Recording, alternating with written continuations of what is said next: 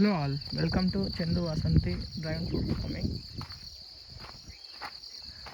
మన new form expansion వర్క్స్లో నిన్న నుంచి ఈ స్టేకింగ్ వైర్ పని చేస్తున్నాము. మేము దీనికి యూస్ చేసింది వచ్చేసి ఇది వచ్చేసి 16mm రాడ్ అనమాట.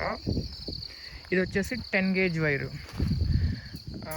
మేము ఇవే ఎందుకు యూజ్ చేస్తున్నామంటే కాస్ట్ ఎఫెక్టివ్ కోసం మాత్రమే యూజ్ చేస్తున్నాము. ఇప్పుడు మనీ పెట్టే వాళ్ళు ఉంటే ఇక్కడ ఈ రాడ్ బదులు క్లాంప్స్ వస్తాయి. ఆ క్లాంప్స్ ఎలా వస్తాయంటే ఇక్కడ బోల్టా సెట్ చేసేస్తారు. 3 holes వస్తాయి. ఆ హోల్స్ ఇంటి వైర్ వెళ్ళిపోతుంది అనమాట.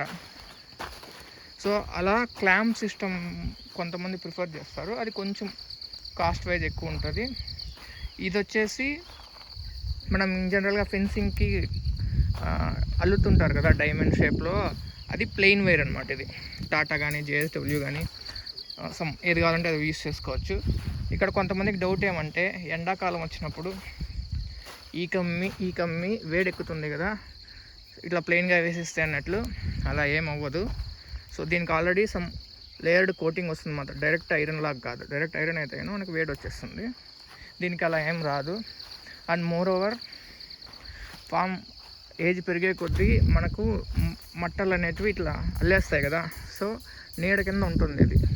కాబట్టి మనకి వేడి వచ్చేస్తుంది, మట్టలు డ్యామేజ్ అవుతాయని ఎక్కువ ఆలోచించాల్సిన పని ఏం లేదు.